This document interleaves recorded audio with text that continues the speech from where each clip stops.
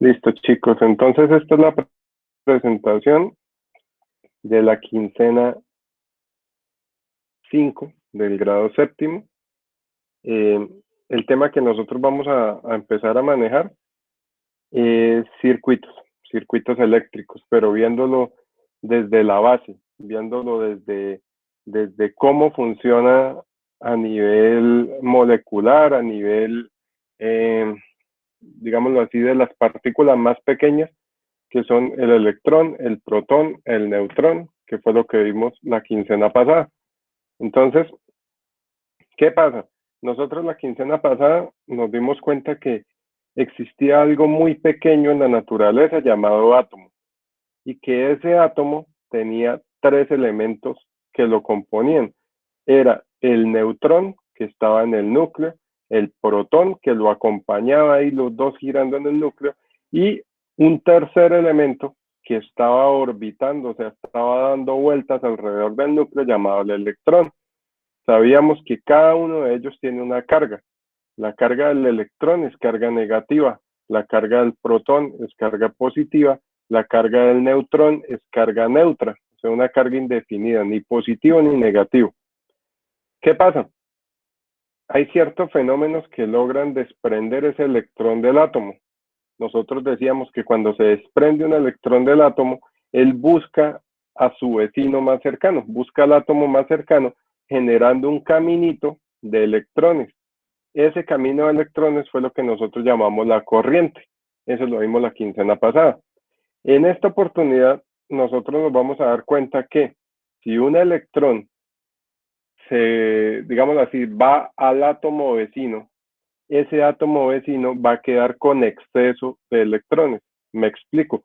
Los electrones que él posee, más un electrón de más, uno o varios electrones de más que llegaron de otro átomo cercano. Entonces, cuando ese átomo queda con electrones en exceso, se llama ion negativo. O sea, un átomo al cual recibió electrones de más. Pero cuando un átomo entregó, o sea, el átomo que logró desprender esos electrones, si ustedes se dan cuenta, quedó con menos electrones de lo que él normalmente tiene, porque lo entregó al vecino. Ese átomo de ahora en adelante se va a conocer como ion positivo. Entonces recuerden, ion positivo es el átomo que tiene más protones que electrones, o sea, el que entregó un electrón y quedó descompensado. Eso es el ion positivo.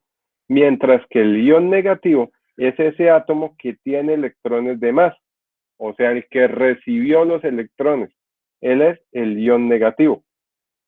Los átomos, recuerden que normalmente se encuentran equilibrados, pero si existe algún fenómeno que logra desprender este electrón, perdón, puede pasar una de estas dos cosas, o que quede cargado negativamente por recibir electrones de más, o que quede cargado positivamente por el hecho de haber entregado sus electrones. Recuerden que esto fue lo que vimos la quincena pasada, donde yo les hablaba de los polos, como los polos que tienen las baterías. Polo positivo es donde están los átomos que entregaron, polo negativo es donde están los átomos que tienen electrones de más. ¿Qué pasa? Con estas cargas, con estos dos elementos, tanto ion positivo como ion negativo, surge una ley de la electroestática, digámoslo así, una ley de la electricidad que se llama la ley de Coulomb. Y esa ley de Coulomb dice un principio básico, y es que todas las cargas iguales se repelen y todas las cargas diferentes se atraen, como ustedes van a ver en esta figurita. ¿Por qué las cargas se repelen y por qué las cargas se atraen? La naturaleza es perfecta.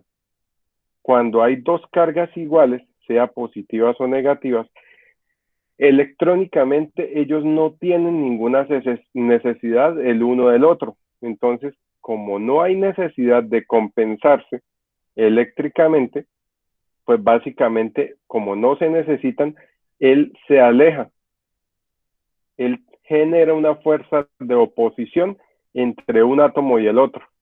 Pero cuando hay dos elementos con cargas diferentes, por ejemplo, uno positivo y uno negativo, lo que él busca es el señor que tiene carga negativa, o sea, que tiene electrones de más, busca compensar esta carga positiva. O sea, él busca pasarle estos electrones de más a este señor positivo para que los dos queden neutros. Recuerden que los átomos son neutros. Entonces, cuando hay fuerza de atracción, es porque los átomos buscan compensarse, o sea, quitar ese ion negativo o ese ion positivo y quedar totalmente neutro. Por eso es que las cargas se atraen, buscando siempre equilibrarse eléctricamente. A eso es lo que se llama ley de Coulomb. Entonces recuerden, cargas iguales se repelen simplemente porque no necesitan compensarse. O sea, yo no necesito nada de usted, aléjese. Básicamente eso es lo que le dice un átomo al otro. Y cuando las cargas son diferentes, entonces los átomos dicen, si usted tiene electrones de más, yo necesito esos electrones de más para quedar equilibrado. Entonces tratan de unirse, generan una fuerza de atracción para pasarse esos electrones y lograr quedar el átomo neutro. Recuerden, eso es ley de Coulomb. ¿Qué pasa? Como les comentaba la clase anterior, cuando los electrones se desprenden de su átomo, ellos generan un camino de electrones saltando de átomo en átomo. Ese camino de electrones es lo que nosotros conocemos como corriente. Eso es la corriente. Y la corriente es muy rápida. Los electrones, en teoría, se desplazan a más de 300.000 kilómetros por segundo. Entonces, ¿qué pasa? Dentro del circuito, los electrones se están desplazando a una velocidad muy grande. Esa velocidad genera energía, que eso también ya lo hemos visto. Y esa energía se traduce en calor o en fuerza. Entonces, la corriente lo que viene siendo es un camino ordenado de electrones circulando alrededor de un cable a una velocidad muy grande, lo cual genera energía. Y esa energía es lo que nosotros aprovechamos. ¿En qué? En algo que nosotros en electricidad se llama carga. ¿Qué es carga? Un bombillo. ¿Qué es carga? Un ventilador. ¿Qué es carga? Un computador. Cualquier cosa que yo conecte y que consuma esa energía del circuito para hacer algo. Entonces, corriente eléctrica, carga, que viene siendo el elemento que recibe esa energía para hacer algo.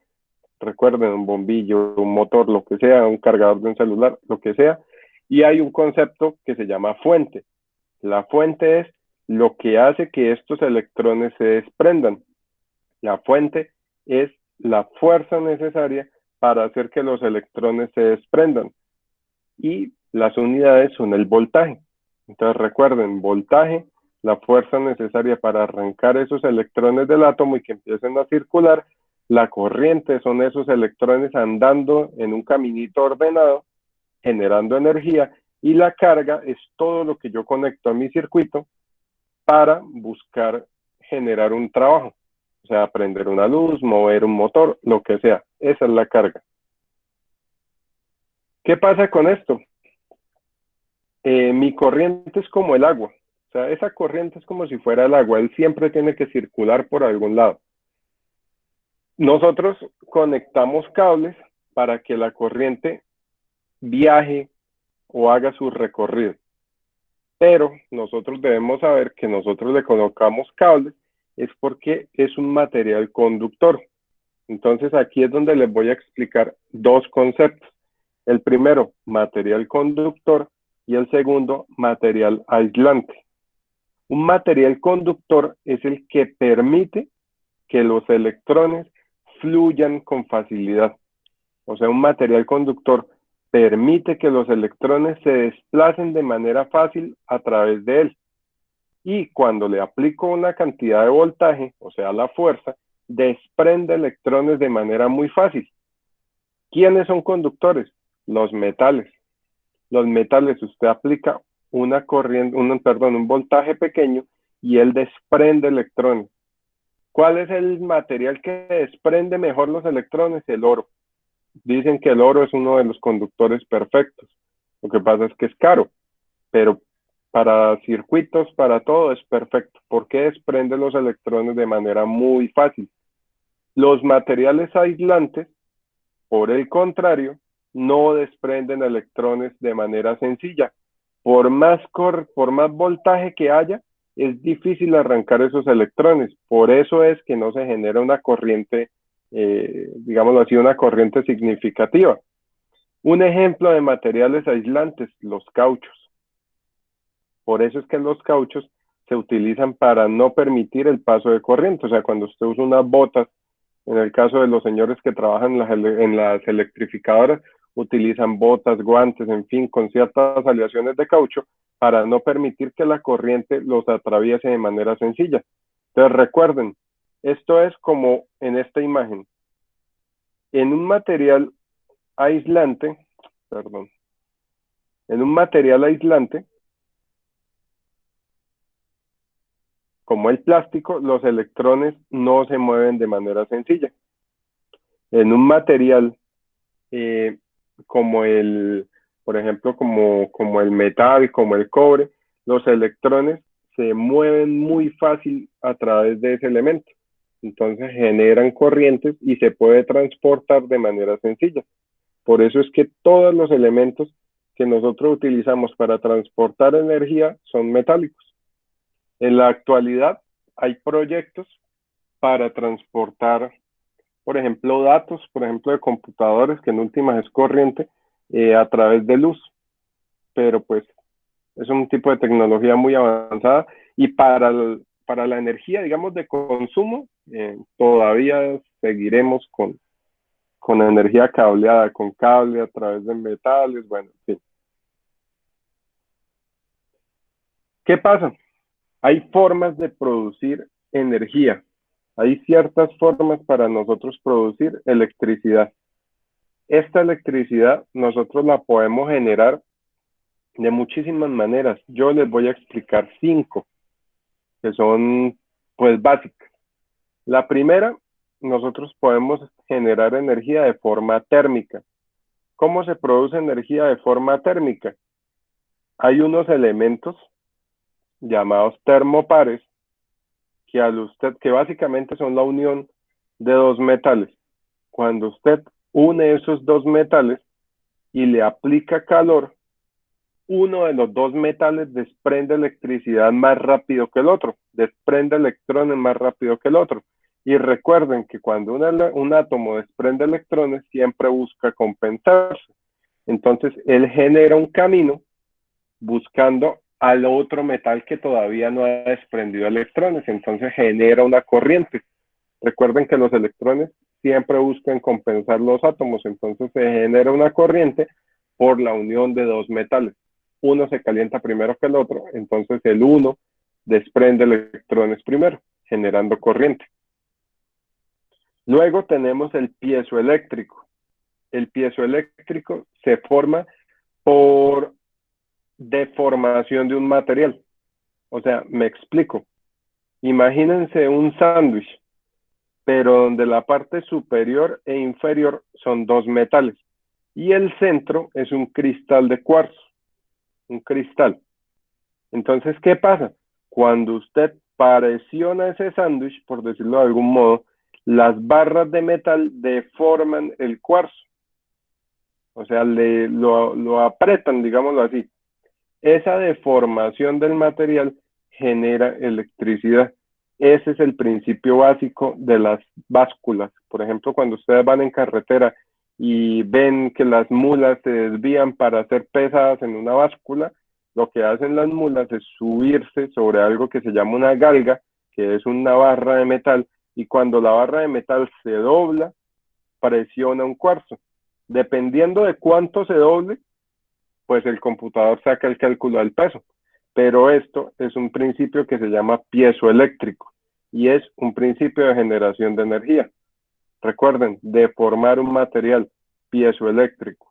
El siguiente es el fotoeléctrico, que básicamente es cuando le cae luz sobre un determinado material, que por lo general es o silicio o germanio, así se llaman esos dos materiales, él desprende electrones. Entonces, al caer los fotones, o sea, la luz sobre el material, genera electricidad. Eso es el fotoeléctrico. El magnético. El magnético fue descubierto por un señor llamado Michael Faraday, el cual se dio cuenta que si yo tenía un metal y al metal yo le acercaba un imán, se generaba una corriente. Eso se llama inducción eléctrica. O sea que sin yo tocar mi metal, pero simplemente acercarle un imán, yo puedo generar corriente. Ese es el principio básico de los generadores, que son como motores grandes, entre comillas, pero que hacen la función inversa. Al yo generar movimiento, él produce electricidad, lo contrario del motor, que usted le conecta algo para que se mueva. Ese es el magnético. Y el químico es el que se utiliza en las baterías. El químico lo que hace es una reacción de dos elementos por algo llamado dieléctrico. Me explico con un ejemplo. Las pilas de los carros, las baterías de los carros, tienen placas metálicas sumergidas sobre un dieléctrico. Ese dieléctrico hace que se desprendan electrones y circulen generando corriente. Eso es en las baterías de antes. Las baterías de ahora son baterías secas y funcionan pues con otro principio parecido al de los celulares. Esto es principio de generación química. Recuerden, por la reacción de algún compuesto. Aquí en estas diapositivas yo les coloco cada uno de los ejemplos. Entonces, por ejemplo, por frotamiento, bueno, eso se me olvidó explicárselas, pero por frotamiento es, usted, por ejemplo, tiene una peinilla y usted la frota sobre su cabello. Ese frote, ese roce de los componentes hace que se liberen electrones, generando una carga y pues lo mismo, generando electricidad, eso se llama estática. Por presión, como les comentaba, por calor, químico, magnético y por luz. Ahí están resumidas. Yo igual estas diapositivas yo se las paso. Ahora, luego de que ya sabemos que se puede generar electricidad, nosotros tenemos que saber que esa electricidad se puede encontrar de dos maneras, como corriente alterna, que es la que ustedes encuentran en los tomacorrientes, eso es corriente alterna, que tiene una característica básica y es que si yo logro graficar esa corriente, él se va a ver como una onda senoidal, así. Siempre va a estar subiendo y bajando, subiendo y bajando. Es como una culebrita. Esta es la corriente estándar que nosotros utilizamos en todas las casas, en todas las industrias se usa este tipo de corriente. Fue descubierta por Nikola Tesla, uno de los mayores genios que ha dado el mundo. Y él se dio cuenta que si yo manipulaba el ancho de esta señal, yo podía transportarla de manera más fácil. Y esta señal se podía prácticamente transportar sin ninguna pérdida.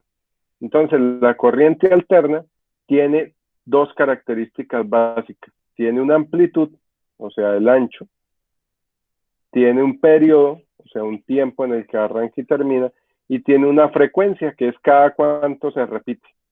Esas son las características que tiene la corriente alterna.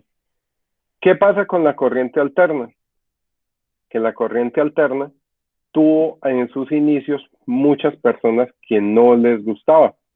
Uno de ellos fue el inventor de la corriente directa, que se llamaba Thomas Alva Edison. Thomas Alva Edison tuvo una guerra, literalmente una guerra, con Nikola Tesla, por cuál de las dos corrientes era mejor. Si la continua, que era la de él, que es como la que nosotros encontramos en las pilas, se llama continua porque solo mantiene un nivel. O sea, si ustedes compran una pila de 5 voltios, si yo grafico el comportamiento de esa pila, pues siempre me va a mostrar 5 voltios hasta que se empiece a descargar y empiece a bajar su nivel, pero siempre es constante. Con la electricidad de Tesla, estos dos señores se enfrentaron durante años. En la historia de la electricidad eso se llama la guerra de las corrientes. Y este señor Thomas Alva Edison pues jugó sucio. Tanto así que para desacreditar la corriente alterna ejecutó a la primera persona con silla eléctrica, simplemente para que las personas le cogieran miedo a la corriente alterna. ¿Qué hizo? Sacrificó animales, electrocutaban elefantes en vivo para que la gente le tomara miedo a la corriente alterna y la desacreditara y no la usara. Esto era un negocio.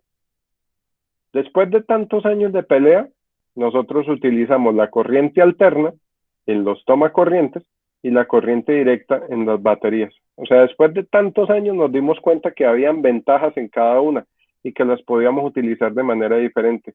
Corriente continua de Thomas Alva Edison, baterías, corriente directa, perdón, corriente alterna de Nikola Tesla para transportar, y es el estándar pues mundial en cuanto a transporte de energía eléctrica. Vamos a ver una animación para que les quede más claro cómo funcionan las dos corrientes. Entonces, recuerden que la AC significa alterna, corriente alterna, y la DC, corriente directa. Entonces, ustedes ven un toma y un bombillo. Vamos a ver cómo funciona la corriente directa. Entonces, si ustedes se fijan, la corriente directa, los electrones, que son estos puntos, arrancan desde el inicio y hacen el camino completo. Prenden el bombillo y se regresan a la fuente. Esto tiene un inconveniente. El inconveniente es que para yo transportar la energía no es óptimo. ¿Por qué? Porque el electrón debe dar la vuelta completa al circuito. Y esa era la falla que tenía Thomas Alva Edison. Thomas Alva Edison no lograba transportar la energía de manera adecuada. Mientras que, ¿qué pasa con la corriente alterna, la de Tesla? Se llama alterna porque los electrones los muevo, van y vienen. Entonces no necesito que este electrón dé toda la vuelta al circuito, sino simplemente lo estimulo para que se mueva en ciclos de 60 Hz. Por eso es que es tan fácil transportar esta energía, porque yo no estoy moviendo electrones, o sea, no los estoy llevando hasta un punto específico, simplemente estoy haciendo que se muevan. Y ese movimiento genera energía. Recuerden que energía es cualquier movimiento, cualquier cosa que genere algún trabajo. Entonces, esa es la ventaja que descubrió Tesla y por eso es que la energía de Tesla se volvió pues el estándar por transporte. ¿Qué pasa? Ustedes deben saber que la energía tiene unidades. La unidad del voltaje es el voltio, la unidad de la resistencia es el ohm y la unidad de la corriente es el ampere. Entonces acá les voy a mostrar cómo se relaciona cada una. Esto se llama ley de Ohm. Y la ley de Ohm dice lo siguiente, que si yo aumento la resistencia, por ejemplo, voy a subirle el valor de resistencia, la corriente baja. ¿Por qué? Porque la corriente que va a pasar por acá no va a ser lo suficientemente capaz de romper esta barrera de resistencia. Si la resistencia es bajita, la corriente va a ser muy alta. ¿Sí? Entonces, eso es la ley de Ohm. Si yo bajo la resistencia, la corriente aumenta. Si yo subo la resistencia, la corriente baja. Eso es lo que nosotros conocemos con ley de Ohm y después vamos a hacer ciertos cálculos con la misma, pero es voltaje, resistencia y corriente. ¿Cuál es la actividad que yo les planteé para esta quincena? Es sencillita. Primero, deben hacer un resumen de los tipos de corrientes, entonces corriente directa y corriente alterna. Si logran encontrar cosas sobre la guerra de las corrientes, genial, porque eso es cultura general. Si ustedes dicen cuál es la diferencia, perfecto, entre cada una. Necesito es que me resumen las características principales que tiene la corriente directa y la corriente alterna. Luego de eso, van a hacer un experimento sencillito, que está en la guía. Van a generar electrostática. Entonces, acá ahorita les abro el video, donde pues van a frotar con una peinilla, van a frotar un material, van a darse cuenta que van a generar electricidad estática y entonces toman videito o se graban haciendo el experimento. Es algo muy sencillito. Y ahí en la guía les pregunto que por qué pasa eso. Entonces, pues ustedes básicamente pueden explicar que se desprenden electrones, lo cual esto genera una repulsión por la ley de Coulomb, bueno, en fin, o atracción, dependiendo de lo que se vea en el fenómeno. Y ya, eso es prácticamente la guía 5, es sencillito. ¿Qué es lo que me interesa? Que expliquen. O sea, eso es lo único que a mí me interesa, que ustedes expliquen, que hayan entendido el tema y que sepan por qué pasan estos fenómenos. Entonces, esa es la explicación de la quincena 5. Cualquier información, si necesitan o tienen alguna duda, bien me pueden preguntar por los grupos o por el Classroom, por donde sea. Listo, muchas gracias.